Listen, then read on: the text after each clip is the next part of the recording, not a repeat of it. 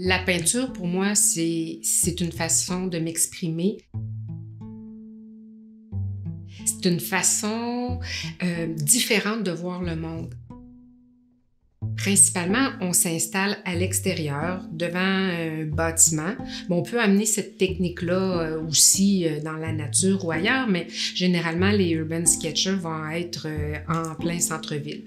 Donc, petit tabouret inconfortable, on s'installe là et on va être présent pour plusieurs heures. Donc, on va généralement commencer avec un croquis qu'on va faire à l'aide d'un crayon marqueur indélébile.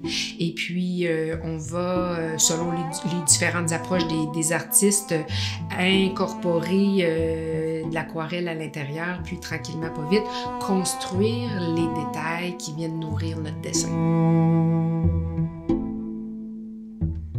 Quand je commence à peindre, j'ai comme pas d'idée préfaite de où est-ce que je m'en vais.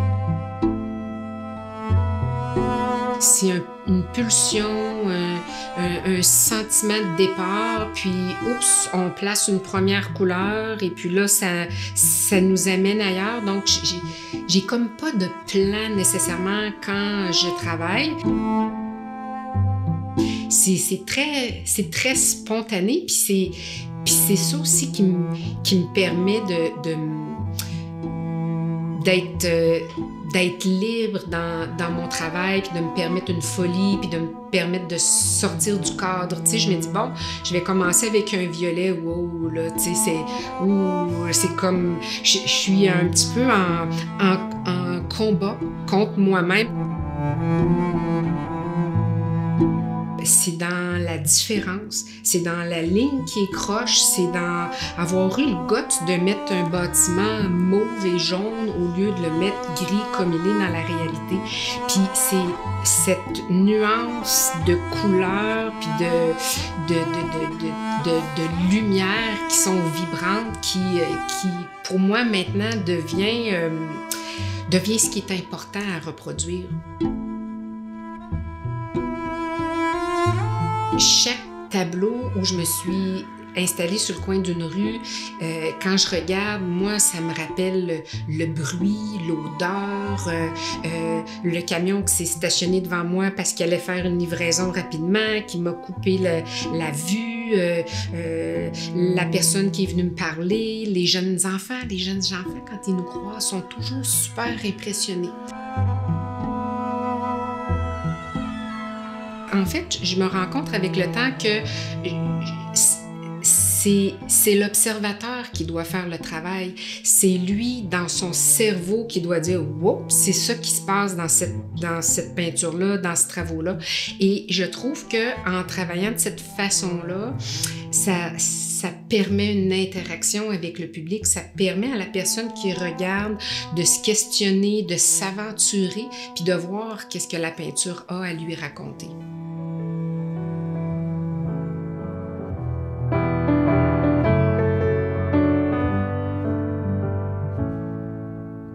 Moi, ça me fait rire parce que souvent, les gens me disent « Ah, tu sais, Julie, moi, l'art, ça m'intéresse pas. » OK. Mais quand tu as besoin d'un sentiment de bien-être, quand tu as besoin de relaxer, tu écoutes une bonne musique. Tu veux te divertir, tu écoutes un film. Si tu t'intéresses au hockey, tu vas observer le nouveau casque de hockey qui a été dessiné de ton gardien préféré. Fait que pour moi, l'art, c'est quelque chose d'omniprésent dans notre vie. Quand on regarde chez un jeune enfant, qu'est-ce qu'on fait? On va stimuler ses sens avec les couleurs, avec des sons. On va regarder un livre, les illustrations, on va y chanter une comptine. Déjà, chez l'enfant, dans son développement, on passe d'une espèce de besoin primaire à développer un sens de l'esthétique, un sens du beau. C'est déjà par des éléments artistiques, on vient réveiller cette personne-là. Donc, c'est pas vrai que l'art, c'est un Picasso au musée. C'est ça, mais c'est aussi d'autres choses.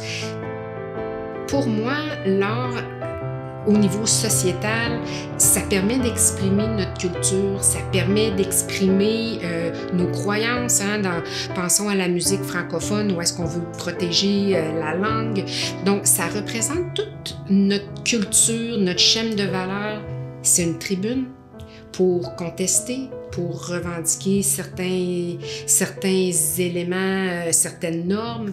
Donc, je pense qu'on ne vit pas sans l'art, mais pour moi, c'est vraiment une façon de voir le monde différemment, c'est vraiment une façon de m'évader.